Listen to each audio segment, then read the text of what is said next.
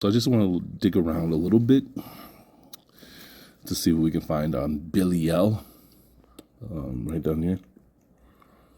I read through all these just to see what the different translations said.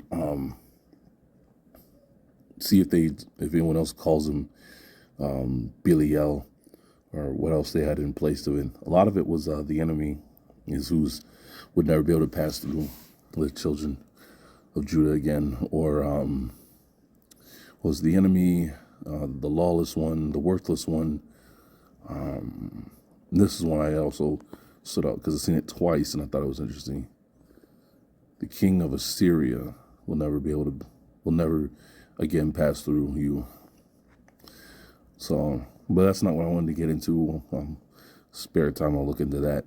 But let's look into Belial.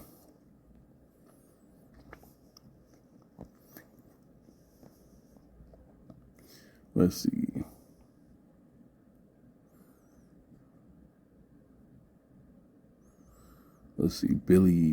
Belial is a term occurring in the Hebrew Bible / Old Testament, which later became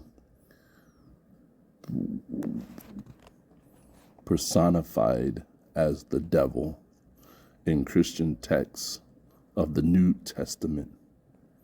Well, right there, we can stop. Right? All right. So they needed a devil character for the New Testament, right? And this is who they give you, Belial. They don't tell you. So now when, now it kind of makes sense because always, all right, so when Jesus is being tempted by the devil, I'm like, all right, so what's the name of the devil? Right? That's tempting him, Belial. But here's the little problem with that, with the idea that this Belial is the devil, right? Come down here and look at how you translate the name. Belial is a Hebrew word, right? Used to characterize the wicked or worthless. The etymology of the word is often understood as lacking worth from two common words, belly, without, and yael, to be of the value. Does that sound like devil to you?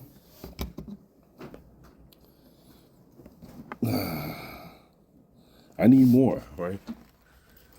To be without value. That's it. This sounds like the meaning, like, take my name for example, right? My name is Melvin. Melvin in Irish, it means chief. That's what it sounds like, Is like they're showing you what the name, here's the name Belial. The real meaning of the name is without value, or to be of value, which I think that's like a double, that's an oxymoron, right? Because how can you be without value, belly, and yael, to be of value? See, there's something wrong with that. That doesn't make much sense. How can you be of value, but you're without it? Are you ignoring the value that you have? Maybe. I mean, that's just, the more you think about it, that's weird. Some scholars translate it from Hebrew as worthless. Belly Yoel, while others translate it as wokeless. Yokeless. What is that? Yokeless. Yeah, yokeless, yeah. Huh. May he have no rain or never to rain. Yeah. Only a few believe it is invented name from the start. See, that's what it sounds like. That's what that sounds like. But I think could be wrong. I think the name with the character they're looking for might be hidden in one of these names up here, and you have to go through and find it. That's why they gave you so many. So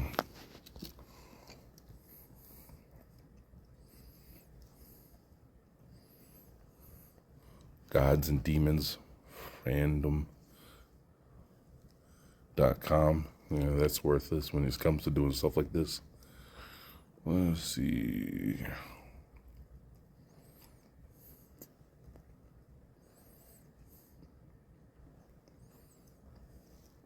Yeah, that was worthless. Let's see. Here we go. This is where we dropped off when we were doing Nahum chapter 1. We wanted to come back here and see what the Jewish Encyclopedia had to say. I don't know if we want to go through all that. We'll stick with the Hebrew stuff, forget the Greek. Or maybe we should do the Greek, I don't know. I really don't want to. Ooh. I'll pause. Term occurring often in the Old Testament and applied, as would seem from the context in Isam. X. 27. 2 Sam. XVI. 7. XX. 1. 2 Cron. She. 7. Job XXXIV. 18. To anyone opposing the established authority, whether civil, as in the above passages, or religious, as in Judges she. 22. 1 Kings XXI.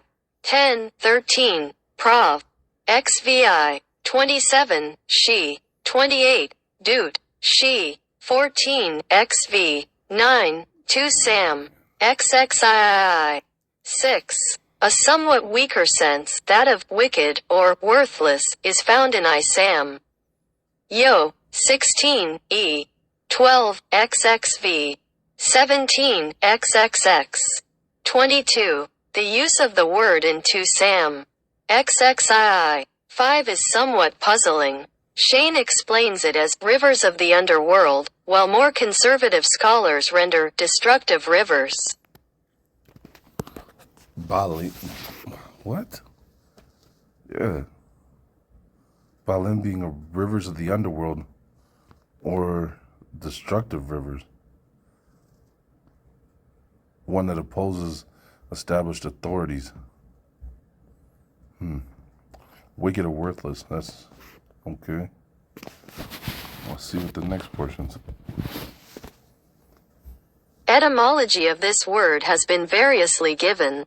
The Talmud, San.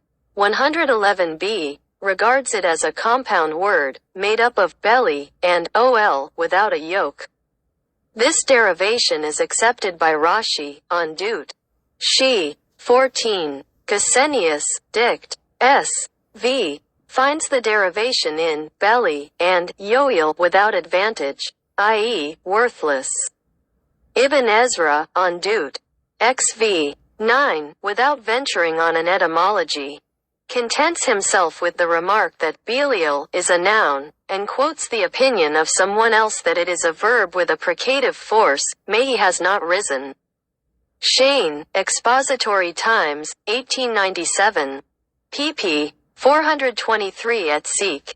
Seeks to identify Belial with the Babylonian goddess Belili, Jastra, Religion of Babylonia, pp. 588, 589. Hebrew writers, according to this view, took up Belili and scornfully converted it into Belial in order to suggest worthlessness. Hamel, Expository Times, v. 472, agrees in the equation Belial equals Belili, but argues that the Babylonians borrowed from the Western Semites and not vice versa. This derivation, however, is opposed by Bodison and Jensen, Expository Times, Ix. 40, 283. That's interesting, because my mind was thinking about this as I was reading it. with them claiming there's a water crisis coming up, right? That the fresh water's gone. There's gonna be war over water. Countries will go to war over water and stuff like that. Lisa Simpson on the Simpsons episode, right? One of the things she does is works to replenish the ocean. Where do they get the water from? Do they go into this rivers of Belial, or however you pronounce it, and the rivers of destruction and pull that water up? And now the water that was never supposed to rise has risen, bringing out this creature, this Babylonian goddess, if it is one and the same with this worthless one.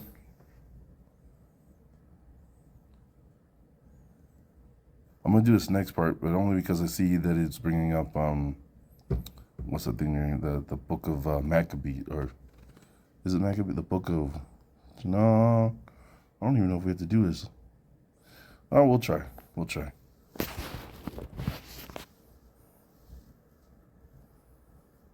The Hasidic circles from which the apocalyptic literature emanated and where all angelologic and demonologic lore was faithfully preserved, Belial held a very prominent position, being identified together with Satan. In the Book of Jubilees, I-20, Belial is, like Satan, the accuser and father of all idolatrous nations. Let not the spirit of Belial, Beliar, corrupted into Belhor, rule over them to accuse them before thee. The uncircumcised heathen are the sons of Belial, IB. XV. 32. In the testaments of the 12 patriarchs, Belial is the archfiend from whom emanate the 7 spirits of seduction that enter man at his birth, Reuben E. Levi E. Zebulun X. Dan I. Naphtali E. Benjamin V. The source of impurity and lying, Reuben IV. Simeon versus Issachar V. Dan V. Asher E. The spirit of darkness, Levi She. Joseph V. XX. He will, like Azazel in Enoch, be opposed and bound by the Messiah, Levi XVII, and cast into the fire forever, Judah XXV. And the souls captured by him will then be wrested from his power of him. In the Ascensio Isai, Belial is identified with Samael, Malkira, Dan V. Possibly Malach Ra equals the evil angel, I-9. And called the angel of lawlessness, the ruler of this world, whose name is Matanbucus, a corrupt form of Angro-Minush, or Ahriman. E. 4. In Sibyllines, IV. 2. Which part is of Christian origin? Belial descends from heaven as Antichrist and appears as Nero, the slayer of his mother. In the Sibyllines, E. 63, compare E. 166, Belial is the seducer who, as the pseudo-Messiah, will appear among the Samaritans, leading many into error by his miraculous powers. But who will be burned up by heavenly fire carried along by the sea to the land, an earthquake, to destroy his followers at th. At the time when a woman, whatever that is, will rule over the world. What? What? What? What? At the time when a woman, Cleopatra, will rule over the world. Uh-huh. Wow. Wow, I was not expecting that. So yeah, that's the thing I don't get is why they keep doing this thing. They say he's like Satan, but yet he's being used. This character is being used to be the devil. The devil, Satan. This character, they're all different. They're not one and the same. They even tell you in the other comparison that he accuses like Satan. Well, he's not Satan. Now, here's what I thought was interesting. He's the father of the uncircumcised heathen are the sons of Belial. And I've tried to find this. My sister sent me a video a while back, maybe 3 years ago, where a guy was doing the etymology, and I kept thinking it was the word ball. And I've tried to find it, and I cannot find it. I cannot remember what. I've tried different etymology names, but I thought it was ball, and it might be this name. So I might have to stop it and look it up. But it said Ball, the father of white people. And that was on the online etymology website. I just didn't save it. And now when I want to use it and bring it up in conversations, I can't find it. And I've tried searching those different names. So maybe this is the name I need to look for. I still think it's interesting though that this author thinks that it seems to be identified with this Babylonian goddess. Because that would make more sense when it comes to the woman that rules over the whole earth. That we talked about down there towards the end. Instead of Cleopatra.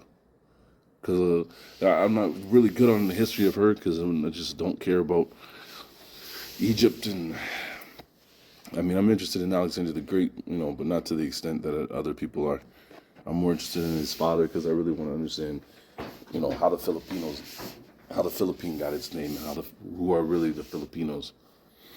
I'm talking about the Negro people that were there, that were pushed off the island, that now live on the small islands, and who are the people now there that are ruling on the island. Under whose command did they do that? So, but I think if it is this Babylonian goddess, then that makes sense. Then whether it's physically the goddess that's there ruling over the whole world, or her spirit, go back to Godfrey Higgins in the book Eclipse, where he teaches that the Romans believed that at a certain time of the years, right, when the planets were in their certain alignments, that the certain planets would pour out their spirits onto Earth, right, and they would pour it out into to the children born during that time, right? So the Roman families would make sure they would kill off all male children if the spirit was of, I don't know, Aries, and they wanted that in them. And then that child would grow up to be, in the same manner as Aries had been in the past. There's somebody, hold on, I want to show you this. Go to the Joseph Smith translation version, because they added some information that other people do not know from this one. And it was my discovering of the date from Revelation 12, and being Mormon, knowing of the Joseph Smith translation. It's revision, technically, but they had to call it translation because the Community of Christ was already calling it the Revised Bible. And so, this doesn't belong to this church.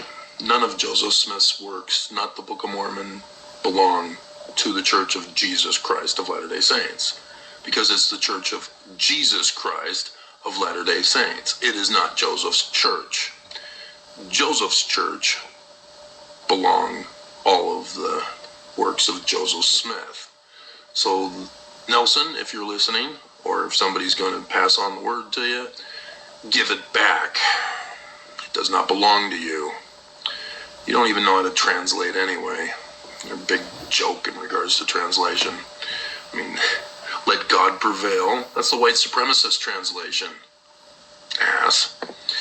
And then the chief cornerstone of the cornerstone. Oh dear God, not a single translator in the universe makes that translation. So anyway, lest I digress down another path. Alright, so So Revelation chapter 12, the Joseph Smith translation version. Translation not being translation, just a revision.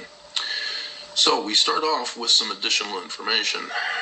And this is where the Kabbalah part comes in of Joseph Smith and the Jewish Kabbalah. And there appeared a great sign in heaven, in the likeness of things on earth.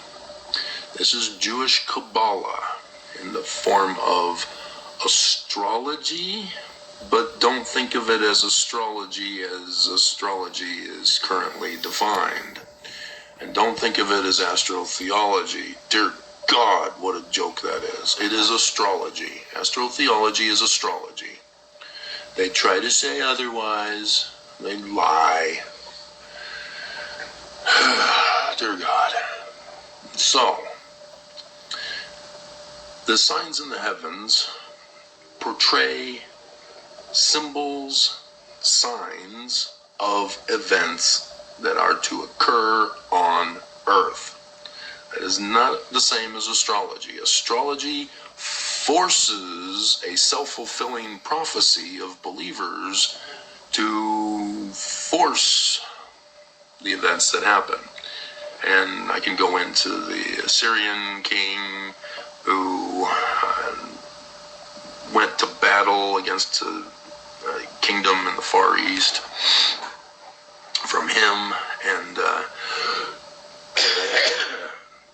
and when they were in the battle, a total solar eclipse occurred. He called for his astrologers and was saying, "What the hell? I thought you said this was a good omen for me to go fighting." And then they went, figured it out, and went, "Oh,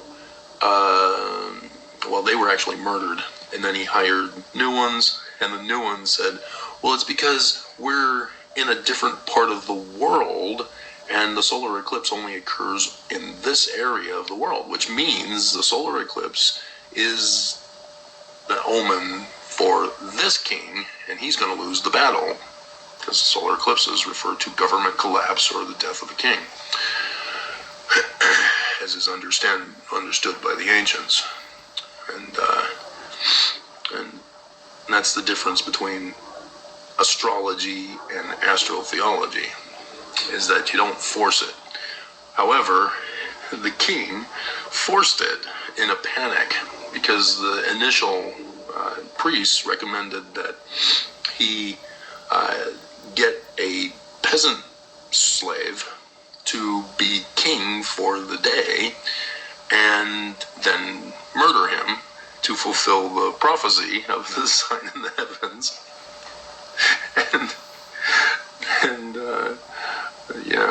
Oh my God. See, that's where it goes awry. See, the ancient original understanding, without the astrology, without the astrotheology, is that the signs and events on earth naturally correspond. Nothing is forced. No human forces things to happen in order to fulfill it. It just happens. And so over the years, you'll see that I do those videos. Well, no, you won't. You don't watch. I'm Travis Wayne Goodsill. Nobody cares about those. But that's what I'm trying to illustrate, is this precept right here. Because as a scientist, I have to test it. Joseph says, in the likeness of things on earth. Okay, let's test it. And I've tested it. And you see, that reminds me of, was it Nat Turner? Because I've always wondered, he's seen the, was a solar eclipse and thought it was time for a what was it called? A revolution. And I'm like, well, how would the people figure a sign of a solar eclipse would tell them to do this when they were just Negroes born in America as slaves, brought from Africa? How do you gain knowledge of that? How would you gain knowledge to emulate this king of Assyria, to force a battle during an eclipse or while an eclipse is going on? So, I was thinking about that when I was listening to him explain this. And, there was something he did in another video. He maps out and charts the eclipse and where they show over, showing that the eclipse don't appear over certain parts of the world, but it shows you on what parts of the world they do appear. So I was like, it takes it takes something to believe that, because I mean I gotta go and now look around and see, all right, do they show eclipse? Can you see eclipse in Africa? Can you see them in Central America, South America? Can you see them in Asia? You know. So I mean, it gives you homework to do. Ow, it works. In fact, we just had one last week, and I did a video of it, and nobody cared. Actually, there are people that did care. That's the shortened, abbreviated version of the longer one that I did about the church being criminal and corrupt. And so that one is getting attention. Whether people are sticking to the end of that video is unclear. It's a short one. It's 2 or 3 minutes. So why can't you watch to the end? And so here we go with the sign in the heavens. This is not an actual event. A woman clothed with the sun, the moon under her feet, on her head a crown of 12 stars. Okay? So now you need to know the constellations. Babylon is among the known earliest ones, but the Egyptians likewise had their constellations as well. So Orion, for example, the Egyptians referred to that area of stars as Osiris. Sirius, the star, where the 3 wise men from Orion, Osiris, point to Sirius, the star. The dog star is Horus, and on top of him is his mother, who gives birth to him, being underneath. And Isis is now gone from that section of the constellations, the stars, and it's pretty much a blank space in that area. There's nothing that I know of that's in there, and if I check it, I'll end up deleting the video or stopping the video, so I don't want to risk that right at the moment. Although I'd have to. See, I don't know about that, because like, look, there's Orion. It's I see it every night at work, all right, and even at home. There's the 3 stars. There's the other 3 stars. There's the 3 stars that make up his belt, going that way. There's the other 3 stars. There's his arms, his bow. So I don't know what he means. Like, maybe it's not showing out there where he's at, but I mean it's still in the sky here. Because I seen it just last night. Oh, and that was that was crazy. So that was supposed to be, what was it? Oh man, Mars and Jupiter switching places last night.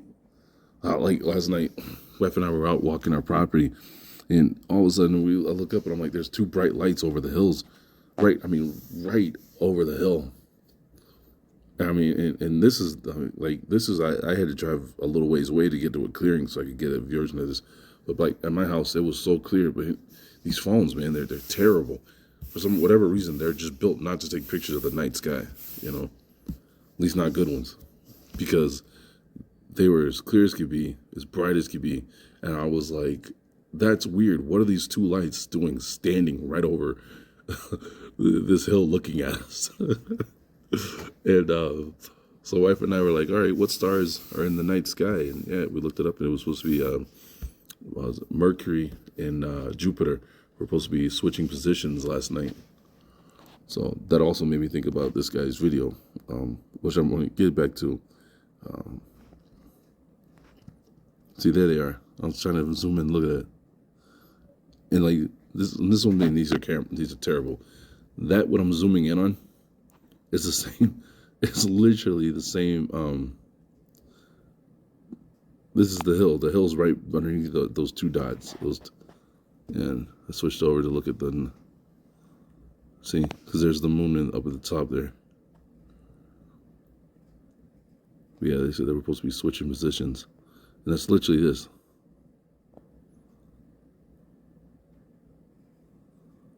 But I was like, what are those two eyes doing? Look at this guy looking at us.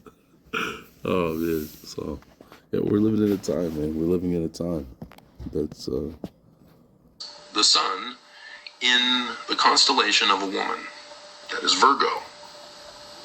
A virgin shall conceive and bear a son, and shall call his name Emmanuel. Yeah, that's the one. That's what John's talking about here. He's talking about the birth, but it's a sign in the heavens. It's the latter day beginning, because John in Revelation 19 gives us the death sign. And it's in 2024, 8 April.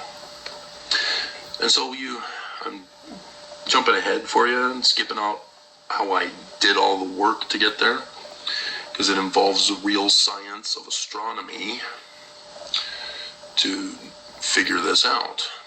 And I cheat with the Stellarium program, my Urim and Thummim. And my rocks, they're still in there. I still have my ring also. I'll find them. They're in there somewhere. We will get the band all back together again.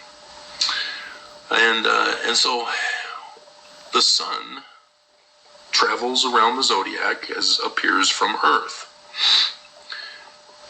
And so it's only in Virgo for about a month. 12 zodiacs, 12 months. Sun is in each one for a period of a month. And so you have to know when it would be. And if you were checking, thinking, well, this is Jesus. Jesus is true. I'm going to prove it. I'm going to find this sign during the Roman period time. Already done that. Can't find it. I have to check. And nope.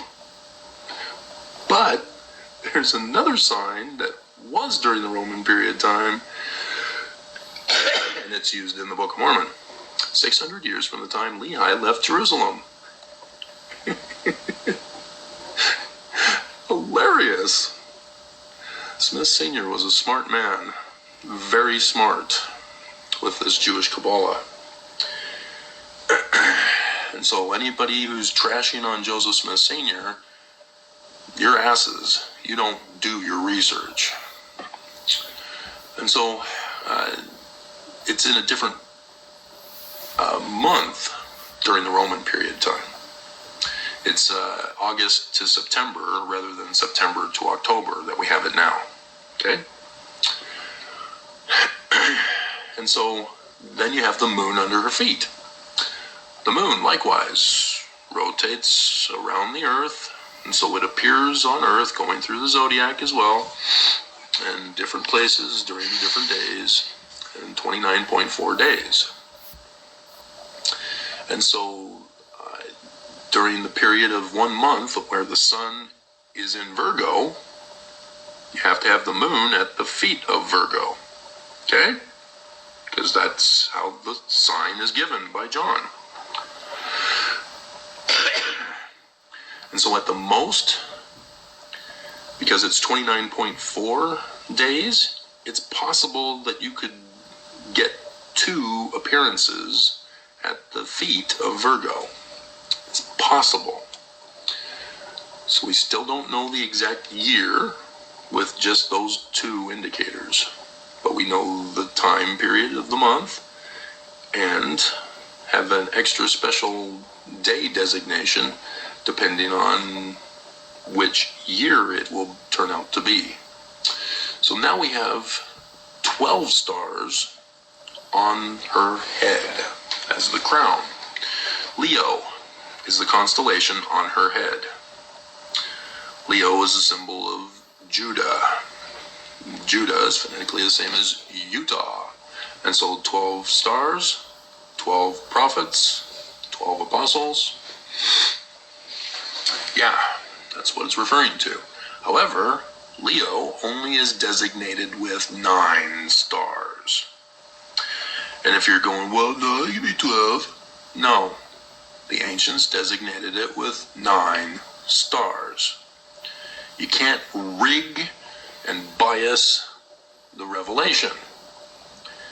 John knew it as 9 stars. Do not change it because you want it to be changed, because you don't like the answer you're going to find, because you're trying to force it to be Jesus. And so we have 5 visible planets that we can see from Earth that likewise rotate around the Earth as appearing from Earth through the zodiac. And so 3 of those are going to be in Leo. See how we did this? Sun and the moon are already taken. Now we have the 5 visible planets left. We've got 3 of them, of the 5, they're in Leo. And so Virgo is pregnant. So one of the planets is in the womb of Virgo and comes out at the star of Bethlehem. Spica, the house of bread. And as such, there is only one planet that retrogrades for about a pregnancy period in Virgo. And it was actually 10 months. It was an extended pregnancy. It was her first. They tend to be longer for the most part. I think I was early. Yes, I was early. I think I was late. Because I'd have to look at my mom's death certificate again. But it was days, plus or minus. So I was on time, on schedule. But this was 10. Because by knowing the date of the birth, I then could go back and find the date of conception. And wouldn't you know it, it had to do with the first year of the reign of King Zedekiah, king of Judah. In the first year, when 600 years from that year, Lehi left Jerusalem. And I'm not going to tell you. I'm not going to tell you about Abraham sacrificing Isaac and that being a story of a sign in the heavens on 8 April 4 CE. I'm not going to tell you. And thus it's 2020 years later that we have 8 April 2024, which means 2020 is when they were prophesying needed to be the year for the Exodus. And wouldn't you know it, in 2020, guess what happened during that year? Go over the story from the Exodus and see how many patterns you can match, or signs that you can match from the story. I'll give you a hint, creeping death. I'll give you a hint, parting of the waters. I was inspired. I did the videos. I was even mocked by a person who said, I went into heaven. You missed it. That's why Mormons missed the Exodus. But it happened. The waters were parted. Creeping death appeared. And you missed it. Because you're stuck on Jesus. Alright. And so Jupiter. And we know it's Jupiter because of the Jupiter stone that Joseph Smith had on when he died. And we know it from other revelations that he talks about. Lightning, the symbol of Jupiter. The symbol of Zeus as well. Hey, Zeus.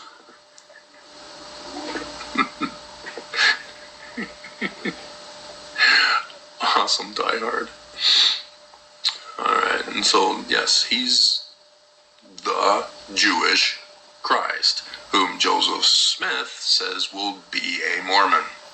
So no Jesus, Jewish scripture, not Christian scripture.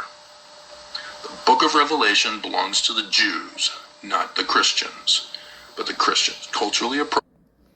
So I think we'll stop there, but you get it.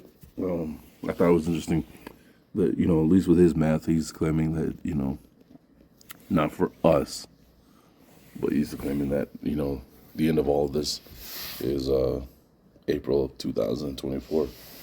Because, and the reason I think it's interesting is because, you hear these people that speak for the World Economic Forum, and they're constantly telling you by 2030 they want all this stuff rolled out in place and up and going. The digital currency, the no more gas, driven cars, the population reduced the way they want reduced, the smart cities up, and the old cities are the way of the past. All of that stuff. They want the whole computer